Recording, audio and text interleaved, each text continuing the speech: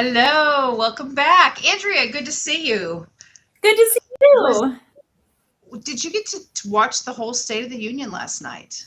Of course, Tom Renz went live, so I Yes, was I saw behind the that. Oh, that's scenes right. getting moral support.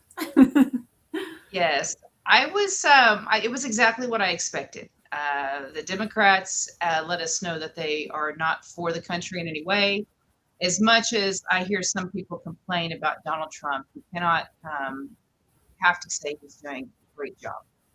And there's a lot of things that he's doing right. And the enemy is really the Democrats. They hate us, and they made that Mhm. abundantly clear. When you will not honor people that have died, it's disgusting. I do want to talk a little bit. We've got somebody coming on today that's going to want to get into that a little bit more. But I have to do what does Tom call it? Grifting. It's not really Yeah, you have to grifting. grift. It's amazing. No, this is a company that I actually buy into. Have you ever wondered what if somebody were to break into your home, Andrea, and you have to shoot them, right? What do you do? Well, this innocent until proven guilty is kind of like no double taxation. That's not really what happens. You are guilty. You have to go. They take you to jail, and then you bond out. Then you go to court, and blah blah blah. But the first thing you do is go to jail unless you have US Law Shield. You can go to freedombrigades.com and sign up for US Law Shield. They're in all 50 states. What that will do immediately is it will give you a little card that you can keep in your wallet and you call them. And what they will do is they will send an attorney 24/7 to your house. You immediately go into the custody of your attorney, and then they begin to fight for you. They immediately tell you what to do, and it is with any kind of self defense. Being what I have chosen to do and what you've chosen to do, Andrea, you should consider buying this. It's not very much a month, but it's an insurance that if something does happen and you have to exercise your 2A right, you'll be able to have some protection because the law will not protect you unless you've got somebody there to enforce it. And so that is US Law Shield. You can go to freedombrigades.com. It's on the home page. It's also on the shop tab. Check it out. We've got to be smart, guys. We're at war. We've been infiltrated, and we have to be smart. Speaking of infiltration and the invasion, I want to bring on Mr. Cole Stevens. He is a new best friend. Wait till you meet him. He is amazing. Cole, welcome to the show. Hey, Charity. Thanks for having me. Thanks for having It's, me, Andrea. this guy is a patriot. So, Cole, start with telling us what you're doing for a living right now. Absolutely. So, my family owns Stevens Trucking in Oklahoma City. I'm the chief strategy officer at Stevens Trucking for our family business. My father started the company 46 years ago with one little 1 ton hot shot pickup truck in the Oklahoma oil field, and we've just grown into about a nationwide carrier over the last 46 years. So I work with my father, my two brothers, two older brothers, and sister-in-law in the business. So it's a real family affair. Um, and I can kind of dive right into the story of how I got involved with the coalition of American Truckers United and that fight, for the American labor force, as well as I'm also running a campaign as well for House District 51 in the state of Oklahoma. So I'm a glutton for punishment when it comes to spreading out my time between business, coalition, and campaigning. But I love our country. I love our state. I love our conservative values. Um, so my journey really starts in about December of 2024. We had a big fleet fuel salesman that because we purchased a lot of fuel in bulk for our fleet, tell me about these guys out of Arkansas that were, fighting this fight for American labor against a lot of these visas that I'd never heard of. So I came across a gentleman named Shannon Everett, who's the founder of American Truckers United, and I really started to dive in and see just how deep this thing really ran. It's kind of crazy talking about it almost in the past tense because it's still going on. It's an ongoing battle, as you saw at the State of the Union last night, which was a really special moment for us. Um, Tell us about we that. Why was that a special moment? So just acknowledgement. I mean, acknowledgement from POTUS on on the fact that, we have a huge problem, right? We have illegal aliens driving commercial motor vehicles on our roadways at scale. Because again, people like myself and people like Shannon Everett, we were called grifters by our own state and federal association. We were called petty con men that fighting for American labor, that we were in it for the money. And so to hear POTUS actually care about public safety and care about, the life of Delilah Coleman and, her father, who was a truck driver, asking how could this crash have occurred with these illegal aliens. Um, it brings validation to us that we're on the right path and that we're fighting this fight for the right reasons, and we're fighting for the American public, public safety on our roadways and also national security of our supply chain. So I can kind of go back a little bit, Charity, to the beginning of the fight, watching what the state of Arkansas did to Shannon Everett with American Truckers United and stonewalling him with the state associations and a lot of the state agencies. Um, that's kind of where my fight started last So not everyone April. knows what happened with Shannon Everett. You want to tell us a little bit about that story? Yeah, absolutely. So the state of Arkansas, he brought up, I believe, it was House Bill 1569 in the state of Arkansas, and they've got a little bit of a different kind of session, how they run their sessions compared to the state of Oklahoma. And he basically got stonewalled by their state association for trucking, and they put up a mirror bill that really just had no teeth in it whatsoever.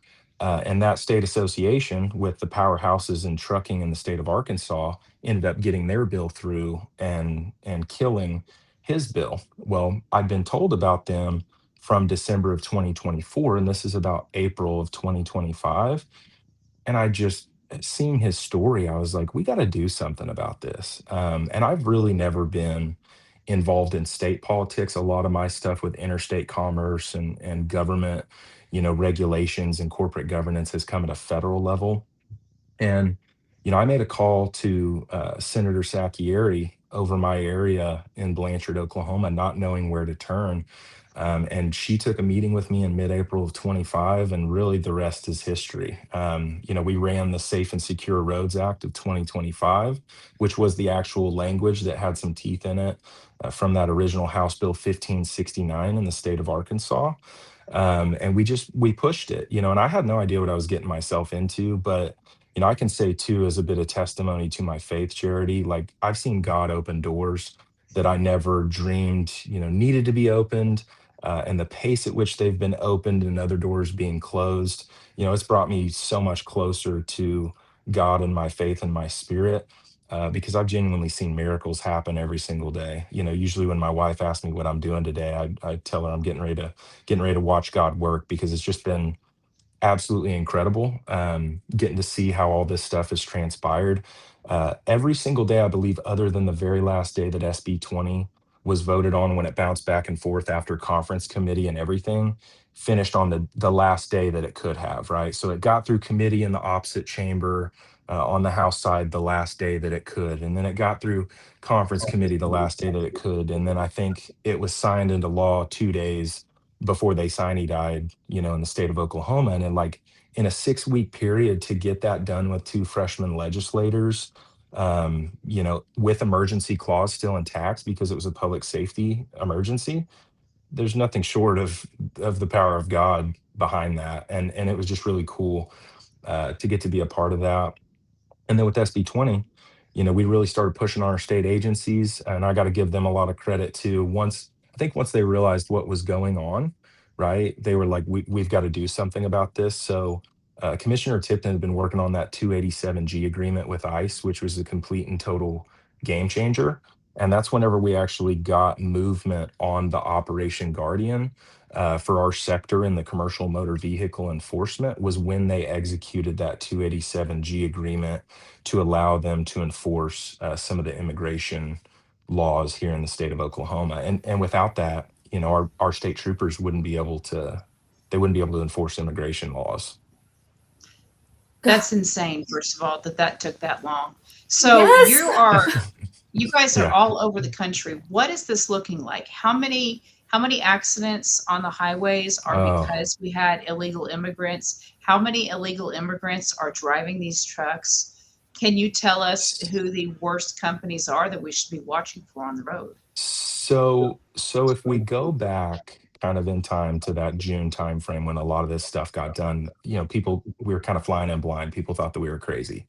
And then you had that Operation Guardian sting in late September on I-40, where 20% of all commercial motor vehicles that they pulled in on I-40 coming from Texas into the state of Oklahoma were illegal aliens. And that first sting, Breitbart did a lot of articles on it. That validated everything because up until that point, we just had speculative data and kind of what we thought was a hunch based on going out into the field and trying to interview drivers as a percentage. But now, as a part of Operation Guardian, you've had stuff down in Durant, Oklahoma, I believe on Highway 69 on interstate. You had stuff at the eastern port of Oklahoma on I-40, and just a few weeks ago, you had stuff on the north port on I-35. And every time that they've done a large scale enforcement, it's been about 20% of all commercial vehicles that they pull in, which is just it's insane. And it's broken down really into a few different parts. You have B1 visa drivers that are supposed to stay kind of within a commercial trade zone, or at least that was the old law, and they're canvassing all of America because as soon as they get into the borders, there's nobody to enforce it, and they knew that. And then there's these non-domicile CDLs that have been all over the news recently. Secretary Duffy at the federal level, we were lucky enough to get to meet with him, which was really cool to get to meet a cabinet member over this issue. And he's a bulldog. He really cares. He cares about fixing, our entire transportation system and our infrastructure. Um, they pegged it at about 194,000 of these non-domicile CDLs alone. So we can honestly say hundreds of thousands of these illegal aliens driving 80,000-pound rigs unchecked. They were not trained, unvetted, on our roadways each and every day, which is insane. So to get that validation too in late September, to know that we weren't just making stuff up and being crazy and seeing the scale, that helped me get a little bit of sleep at night, It's I guess. it's so scary when I was watching the address last night and this was brought up. I was moderating a chat for another podcast and I said, Hmm. how is this a thing? And you say this a lot when you get into Yeah, politics, where yeah, like you start paying attention to legislation and laws and you go, how are we talking about this? Like, how is this not already a law? Like we have to fight for this to hmm be the standard. And I mean, it reminds me of what they talked about in New York City with all the snow being dumped and they have no money because they're running a socialist regime there and they have no money. So they're encouraging people to go out and they'll pay you to shovel. They Yeah. talked about that, two forms of ID. So, but it also made me just a point where two forms of ID to just go shovel snow for like $20, $30 an hour, but yeah, you can operate these large trucks hmm and get your CDL and you don't have to be a citizen at all. yep. Like how Oh, crazy it's is the it Well, world is. and that It's we're the living in? crazy. Yeah. CDL itself is a form of ID. So that are they able to take this? I know that there was a sting in Oklahoma Yeah. where they were giving these out illegally. And by the way, in that 5-year period that we know that they were doing that and giving out these fake IDs that were being passed as real IDs, there was 900,000 new voters registered in that time frame just in this state. Not to Yep. mention, how many states did they go? Right? I've given this to the correct people. How many of these CDLs are voting with these? I mean, are they able to go? They have to. W- Not only Yep. is this a danger on the roadways, right? Like that is one huge issue, but this whole other issue where we know they're messing with our systems in so many other ways. And are they also getting assistance? Are they That's training? Or absolutely. I mean, Yep. it's That's not absolutely right. okay. Yep. I So think that the states like New York and California that were just giving out no name, and that was making national news. If they were giving out no name They're IDs, I dogs think that's voting. criminal. They should go to so jail for that. They're so dog voting in California. a fun fact about the no name given CDL, and this is actually from whenever we briefed the White House, is the reason that they were given from the New York DMV word for word was because they could not understand his name. So they gave this man a CDL with no name given because they There was couldn't more than understand one how he man. was saying his name. Oh, yeah. No, I can't, like, Charity, it's everywhere. Yeah, that is it's like a everywhere. grown-up saying the dog ate my homework. That does No, not it's even add. crazy. Yep. That is really the excuse they gave. Yep. That's unacceptable. Genuinely, like that's verified. That's from about as high up as That's it could go disgusting. for somebody involved in this. That was the reason. The one that you saw, the New York non-domicile CDO with no name given that Governor Stitt released here in the state of Oklahoma. That was the exact reason for that specific license that they were given, which is crazy. It's madness. So what is being done about this? We're having bills. I know that I have called for some kind of legal ramifications, some bills to be ran. I've called for Yep. that as much as I can as a state chairman, right? That's only so much. You can only request things. Yep. And so what else can we do? What is being done? So there's a lot going on with different states, and we're working with all of them. And at a federal level, we now have a trucking caucus, which is awesome. That's I'm awesome. actually going to be up there pretty soon, and they just Go formed a trucking Cole. caucus. So you got Hageman out of Wyoming, you got like Mary Miller out of Illinois, Dave Taylor. I mean, it's awesome what's going on at the federal level. With them jumping on this stuff, and Shannon and I have been briefing all these different teams. And so we'll be up there pretty soon, going back over some of this stuff. But back to, the State of the Union last night, that was huge for us, right? And Charity, to answer your question, different states are going and putting out some of the fires and trying to kind of play whack-a-mole a little bit. But what President Trump said last night, I mean, I'll be honest, I literally sat in my living room and cried last night, that he's listening, that he cares, and that he called on Congress to pass Delilah's Law in honor of Delilah Coleman. Um, so we're going to be with their family next week up in DC, going over a lot of this stuff and fighting, for our federal legislators to get something done about it. And now we have a name, right, which is Delilah's Law. And so we're going to be fighting for that Delilah's Law. And what that does, it only allows legal status versus legal presence, because those EADs, which is employment authorization documents, were handed out like candy under the Biden administration. And that was just for simply walking across the border illegally and then claiming asylum. You got that EAD. That's how they went and got all these CDLs. So literally, you've got Americans that, have all these stringent testing, et cetera, everything they got to do, bring everything in perfectly, road test perfectly. They can't get a CDL. And then you have someone that literally walked across the border illegally and gets handed an EAD, an employment authorization document, and they take that directly to go apply for a CDL. I've seen some of these instances where they came across the border, they had a CDL within 4 days later, which is crazy. And so shutting that piece down through Delilah's Law, which means only a permanent resident, green card holder, or an actual US citizen can be on our roadways legally.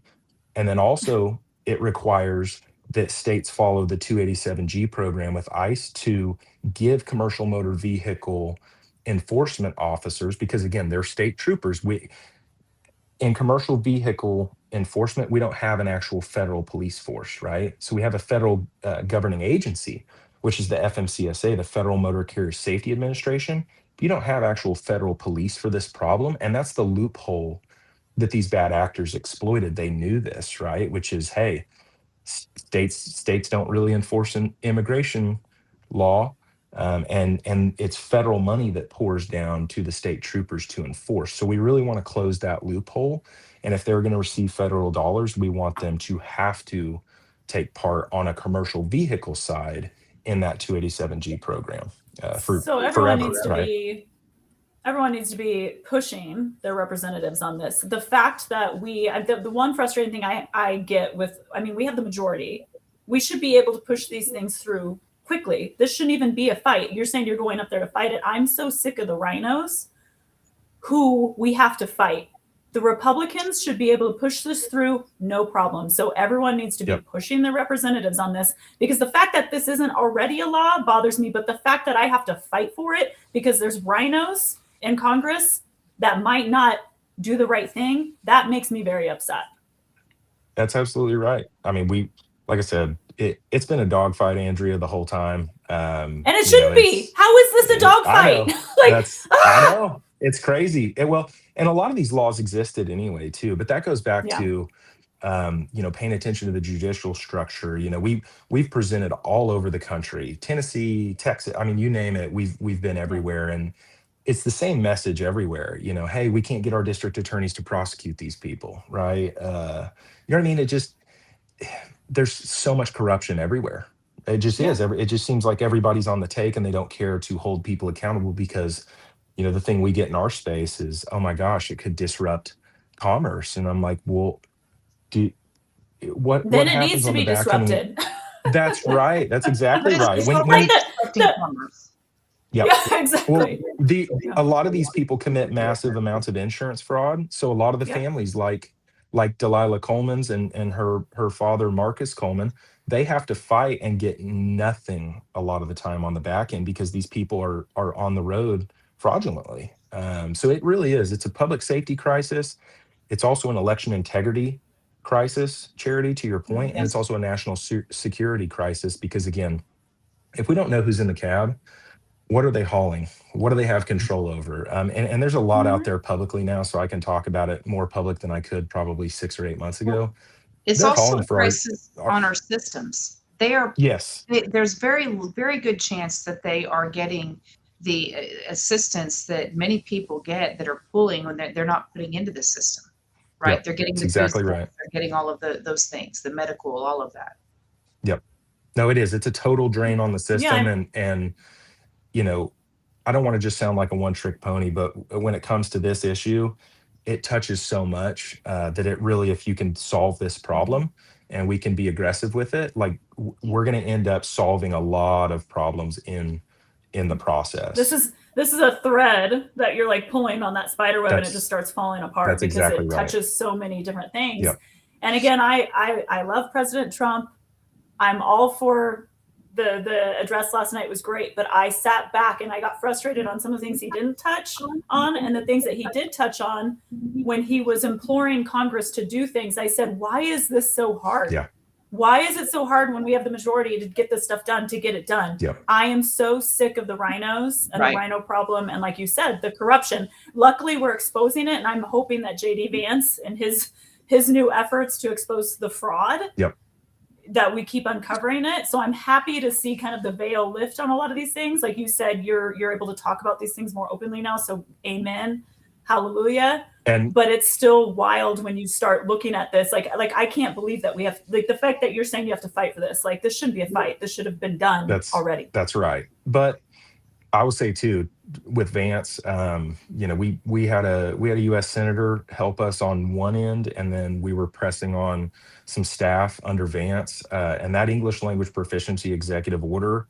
All the kudos should go to the senator and to Vance's team because again, like they Good. stuck their neck out there for us in Good. April of 25 when everything was speculative because it's such a big problem nobody knew, right? It's just like election integrity, like they can hide behind how big of a scale the problem is that they created because they're always like, well, you don't know the data. And it's like, yeah, because it's such a big problem, like, and it's moving so rapidly. How can you know the exact numbers, right? The opposition always wants to point toward, Yeah. well, do you know how many? Well, no, nobody knew how many there were just a couple of months ago, right? But Vance, I promise you, I like have a from feeling Cole knew the numbers. we knew I have a some, feeling you knew the we knew numbers. some, right? We knew a Yep. little bit, and Yep. we're very Yep. fortunate to have the Mm-hmm. people in our circle that God put in our circle to be able to get that information to. Amen. But I promise you, I was so stoked when they were talking about the fraud, Yeah. task force under Vance. I was JD. like yes, because he really will oversee it and micromanage it, and like he cares about uprooting the fraud that's crippling our nation because that I mean, you got to call a spade a spade. That's exactly what it's doing to the common American taxpayer, especially. It's crushing us. If we're going to get our Senate and our House to get behind Congress, if we want them to get behind the president and what we want done, we have got to deal with the lobbyist issue, right? Because that's their big thing. At the state level, there is lobbyists, but it's a lot of people don't do things because of what Cole said. You get threatened. Well, it'll affect this. Really, people want you to stand up. They're tired of politicians that aren't bold. But you got to remember, Obama took the cap off lobbying. I mean, that is the second thing he did right after he did the racist Matthew Shepard Act, right? Which made it more of a crime to go kill a black family than to kill my family, because then it's a hate crime. It was a very racist bill to begin with. But then the very, very next thing he did was take the cap off lobbying. How do you take a system and make it more corrupt? Well, you let them offer any amount of money they want. We need to put the cap back on that. I think it should be outlawed completely, but we at least need to get the cap back on the lobbying, because that's why we have millionaire politicians now, unapologetically.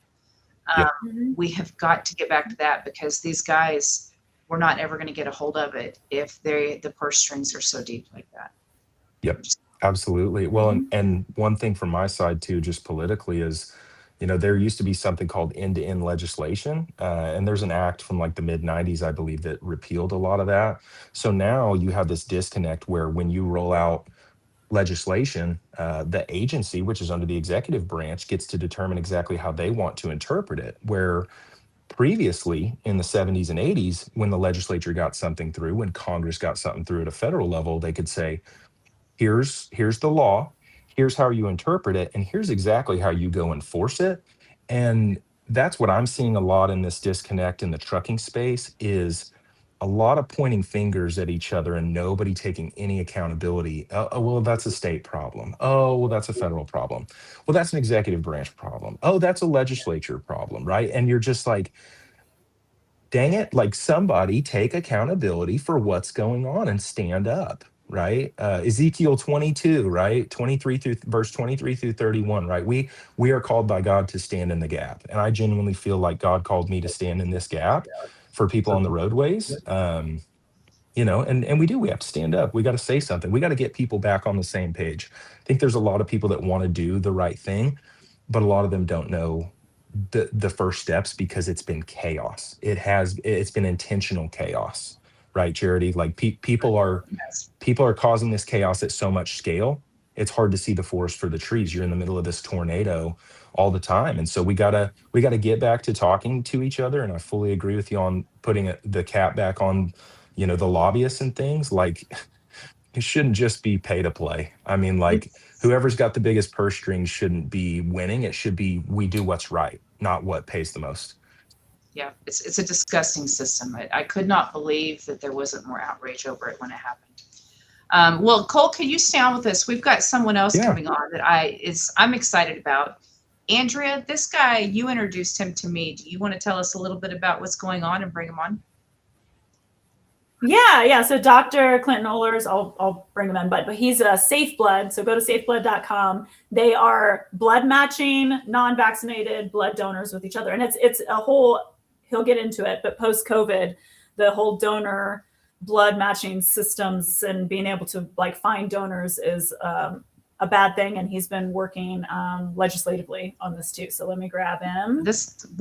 He's a hero in the space, for sure. A scientist, and his Substack's amazing. You guys got to go on the Safe Blood Substack. All right. Clinton is like legit scientist. The stuff he puts out there is so great on the subject. We will definitely comment.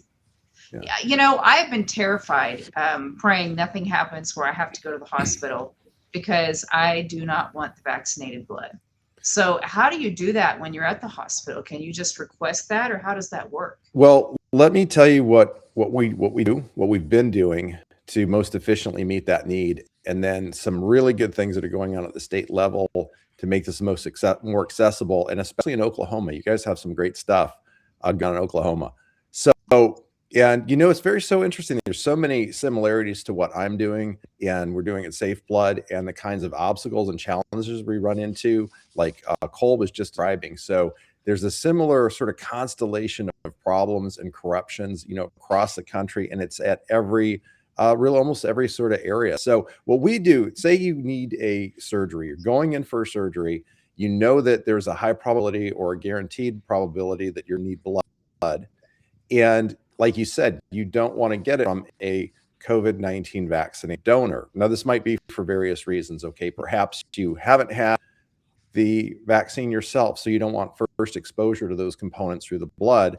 Maybe you're vaccine injured already, and you're saying, I don't want re-exposure, or were just somebody like my parents. It seemed at the time like the benefits outweighed the risks, and they just want further exposure. So what you need to do then is line up a non-mRNA vaccinated donor, and you can do that yourself through your network. What Safe Blood does was, we realized, our founder did, back in 2021, in the summer of 2021, it became very apparent that there were going to be significant problems for the blood supply, and Safe Blood was started in September, actually in Switzerland.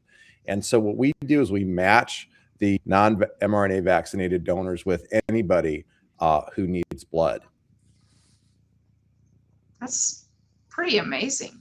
So I thought that you could probably ask for non-vaccinated blood, but you just can't do that at the hospital. They're not keeping track of that. No, absolutely not. So because then they'd have to admit it was somewhat poisoned, and I am. Yeah, so it's kind of like what Cole said about the logistics issue. If we admit that there's this huge problem out there, what will that do for commerce, right?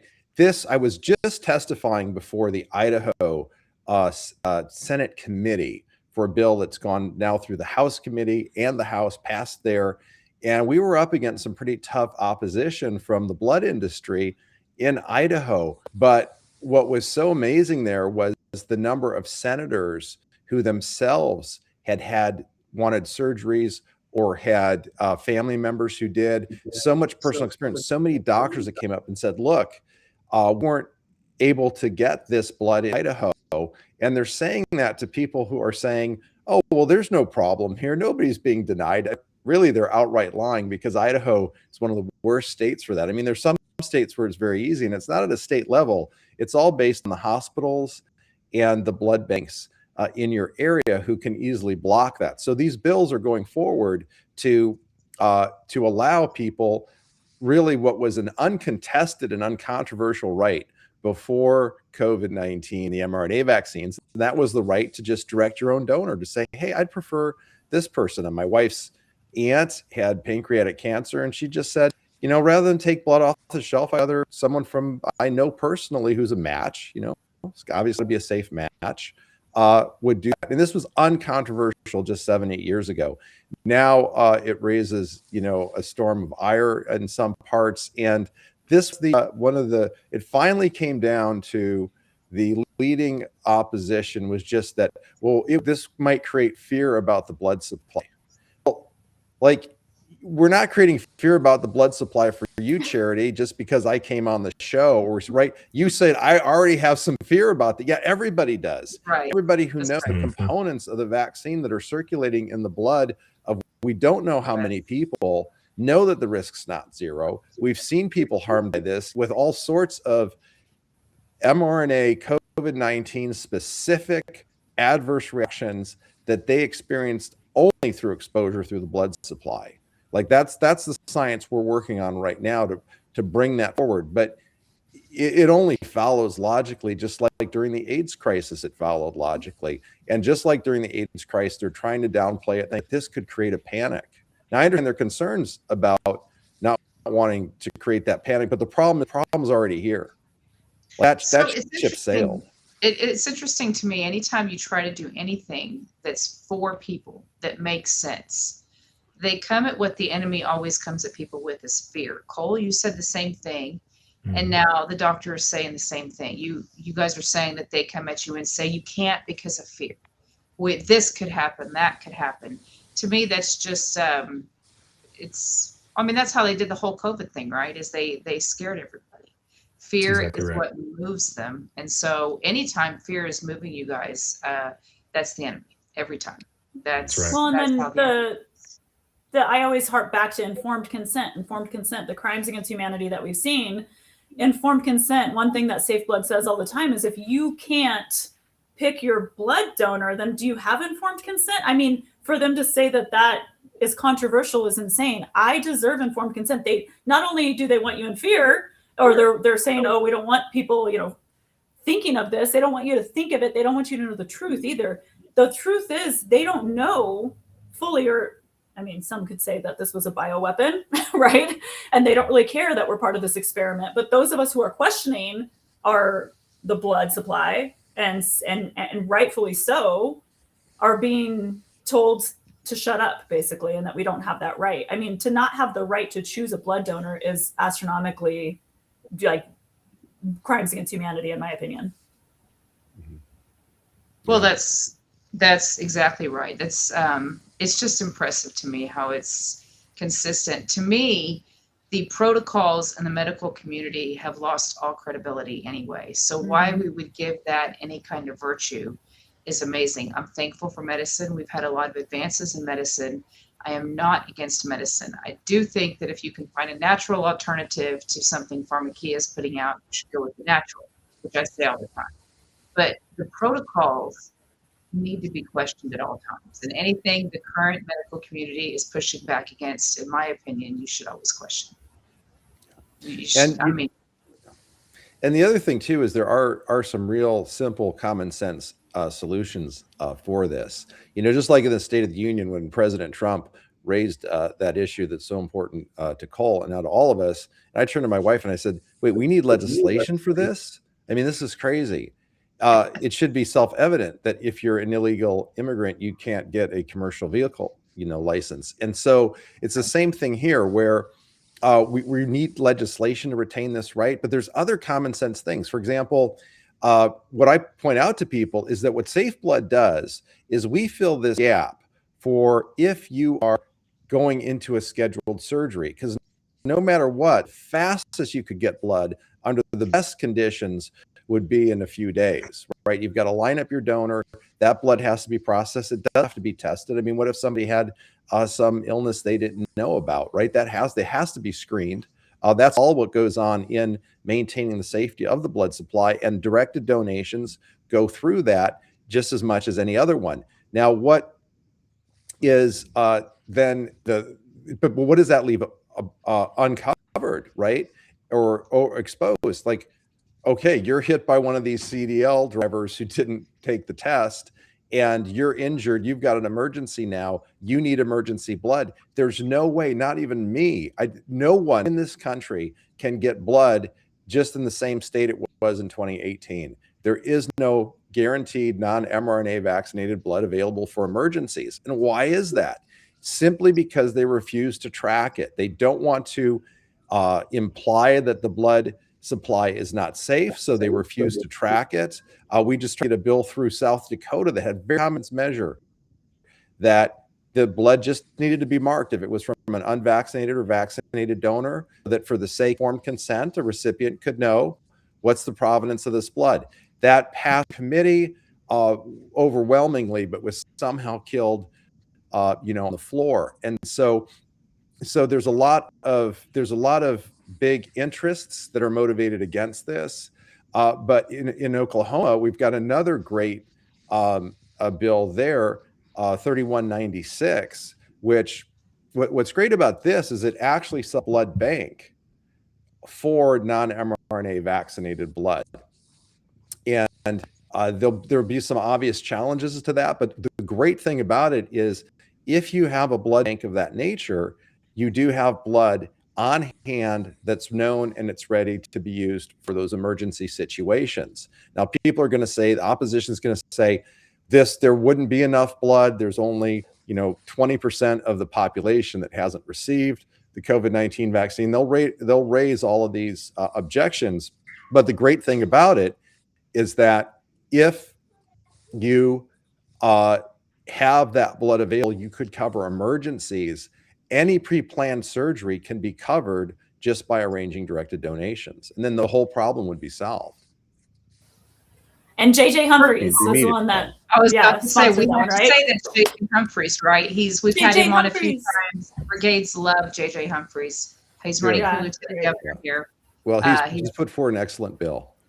Yeah, I love that. And what happens, the reason why Charity's my bestie and I like glob onto her is because I'm in Nevada and it's very scary and sad and dark out here. And you guys are like, Oklahoma's like the light. The light that's shining in the world, because if we can do it in Oklahoma, then maybe I can try to take it over here to the West Coast and throw it out there and see what happens. What do you think of that? We're the light and we're this swampy. That's why I keep saying, guys, we got to get it together. Like, we are the most conservative one. Crap. Well, one thing I want to say about Sorry, Go I was ahead, going to say just Andrea. one thing I want to say about the Safe Blood. I've been honored to work with Clinton on some of just getting the messaging out for the organization. So I've been learning things.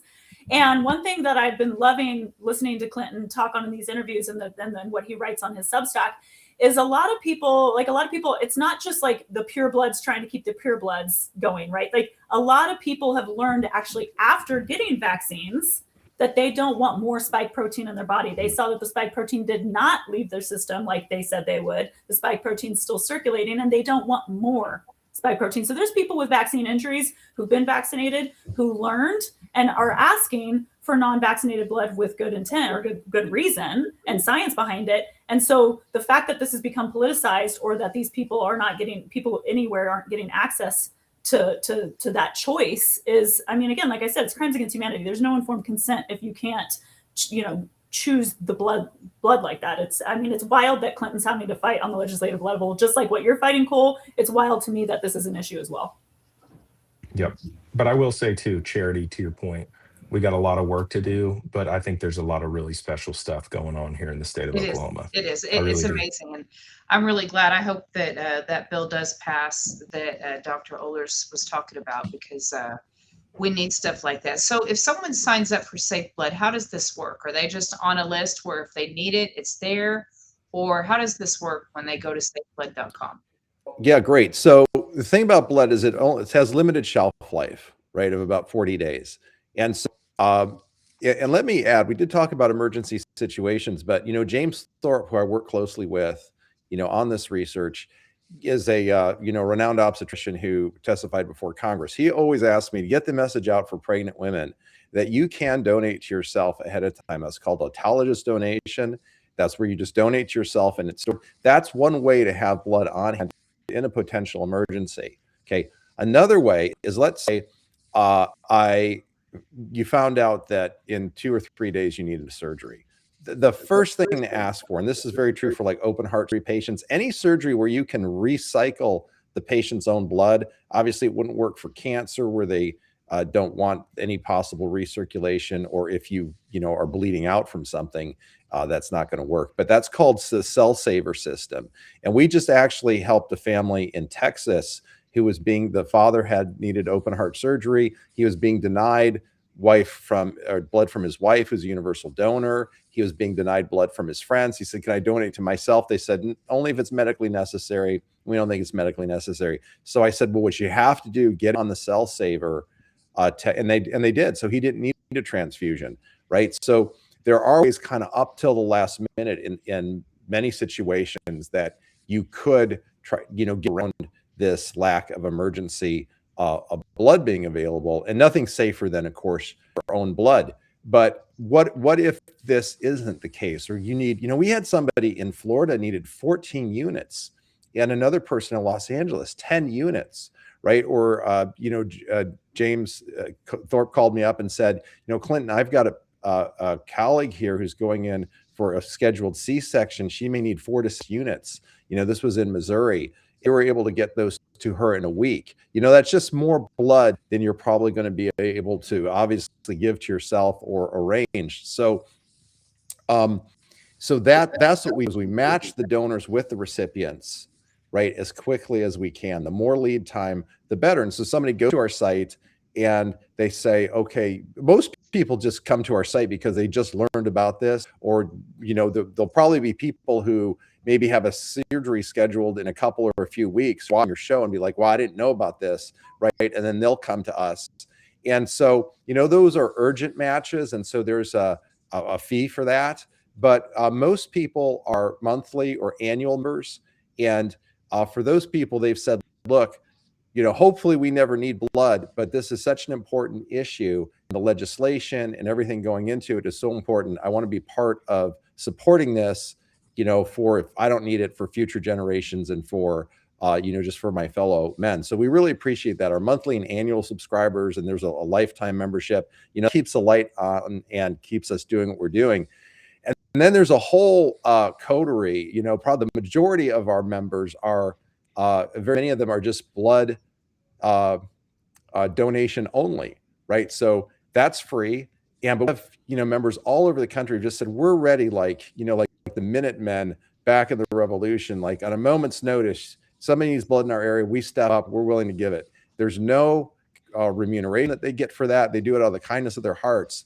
And they never know when they might have to give, and some of them might never have to give. For example, let's say you say, hey, I'm A negative, I'm in my area, I'm going to make myself available. Well, just the fact that one more A negative person is there means we have more redundancy built in the system. It means we can take care of more people if you're never particularly called on. So that's how it works. And it's it's easy to do. It's easy to sign up. You can go directly to our website. You can get a membership through a paid subscriber at our Substack, also at safebloods.substack.com. But it's something I encourage anyone who can to do. There's so many fights, in this health freedom space that everybody's in. I liken it to, World War II, right? If you're in Belgium and you're neutral and you're kind of out of the way and not hurting anyone, and then, the blitzkrieg comes across your border, suddenly life gets very expensive. And that wasn't your fault. And that's a situation we're in. It's that we have so many fights because there's so much corruption, and we've really been blitzkrieged by a very corrupt system that was able to, foist a the most dangerous medical intervention in history is the mRNA vaccine by far. But we're getting blitzkrieged by the effects of illegal immigrants driving without sufficient training on our roads and things like that. So there's a lot of fight to do, and I think, though, you kind of hunker down for the fight and dig in and make the sacrifices, and then on the other side of that is where you look for the success. And I just want to say, yeah, Charity, Clinton, Cole, everyone on this call, no one's getting rich off of this. I'll just tell you this right now. Safe Blood is such a great organization. They're very humble. Their monthly donor, stuff. Like he said, if you just join the membership, you sign up for the Substack, it all helps us in the fight. And Clinton, I know personally over the last 2 weeks has been all over the country testifying and fighting the legislative stuff. And you guys know that we're not sitting back getting rich off of this stuff. We're literally doing it just because we care about the future of our country and our kids. Clinton's a father. Yeah. And the stuff that we see going on with these vaccines, you can't just sit back and say nothing. We've got to stand up and say informed consent matters, blood donations matter, the truth matters. Yeah, right. We have to let people know what's out there. Cole's been traveling everywhere. Andrea, you and I do as well. You just... the freedom fight actually costs more money than you could ever think about making. Yes. So this is not about anything other than we've got to work together to fight back. And I really struggle with the term unvaccinated blood. I know we use it because everybody understands, but I have to make the point again. I did too much research with Andrea. That was not a vaccine. It meant no qualifications for a vaccine. That was a jab. That was an experimental jab. And nothing about it. They just called it a vaccine. It's like taking an apple and calling it a banana. Does not make it a banana. I'm sorry. And that's why it's having such more long-standing effects. I mean, I didn't mean to interrupt you here, but I mean, one of the big disclosures of the last couple of months is the amount of DNA plasmids circulating in it and the SV40 circulating in it that look like they're being integrated into the cells, right? So that they're being produced long after they should be. I was hopeful when we first came into this that maybe 5-10 years we're going to see the whole boat sort of rewrite itself if we just stop taking the mRNA vaccines. But now we don't know. We don't know the long-term outlook, and we have to do the kind of testing and research that will tell us what that is. In the meantime, everybody really needs to keep themselves safe from this gene therapy. Well, and they keep doubling down. And honestly, I don't want to negative on last night and the address, but I'm with Mary Bowden on this. I want mRNA gone. I want us to tackle this the fact that I think she said 70 million children who were not impacted by the virus. 70 million children have been given mRNA vaccines, and then they're making self-replicating now. And we know about shedding. And Dr. Tenpenny said this, and again, Dr. Tenpenny's a friend. She said this to my face probably about 4 years ago. She said, we have no idea, but I would guess that in 5 years, we're going to see cancer explosions. We're going to see the spike proteins not going away. We're going to see it get worse and worse and worse and worse. And she's been right. Dr. Tenpenny has been right this entire time. Yeah, it goes without question. Yeah. We knew when they rolled it out to kids. Andrea, I said that to you. When they rolled it out to kids, I'm like, what, are we going to have 10-year-olds having heart attacks now? We never had that before. And now that's actually a thing. Anyway, I don't want to, I can go on. We had Brad Giver had a heart attack from myocarditis. This is a newborn. The mother died during childbirth. They saved the baby, but a blood transfusion was required. They gave that child blood right off the shelf. So 70 to 80% chance from an mRNA vaccinated donor. That within days, the child was dead of myocarditis. Myocarditis is not something you see in newborns and children. Never. Yeah. Well, I mean, in fact, look at the ICU neonatal units. They have exploded since this. It wasn't a thing. And now it's not uncommon to hear a baby that was born that had to be in a neonatal unit for up to a year, too. I hear it all the time. That was not a normal thing. We could go on and on and on. Oh, I know. This one, and this wasn't all of it with stuff we researched. Andrea, you and I did this for front. I mean, we researched this stuff.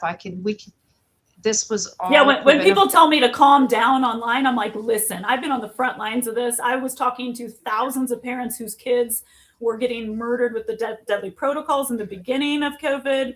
Now with the mRNA vaccines. And one thing that Trump, again, going back to the address last night, he talked about the fertility issues. And that was talking about the Trump, healthcare stuff, but the fertility issues, we're seeing fertility and all the stuff that's going on with the OBG side of this and women's health. I mean, we don't know what this means for generations upon generations and how this is going to expand into future generations. If we can even produce, I mean, the because fertility it was an experiment the whole time. It was an experiment. Yeah. Anyway, it was always a clinical excited. trial. It was never anything else. Anyway, it makes me mad, but I am glad that there is a look at Dr.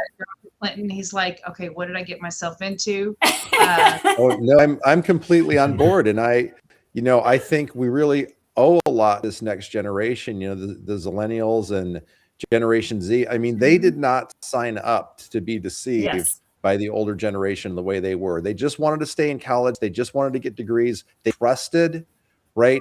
They trusted the science, and they were deceived. And there's going to be huge economic costs going forward, and there's going to be a lot of human suffering as these young people now have to fight cancer in years ahead. And what keeps me hopeful is all the great progress that's being made, on those areas. But yeah, we need to do everything we can to help them, have flourishing lives and not have long-term effects from this.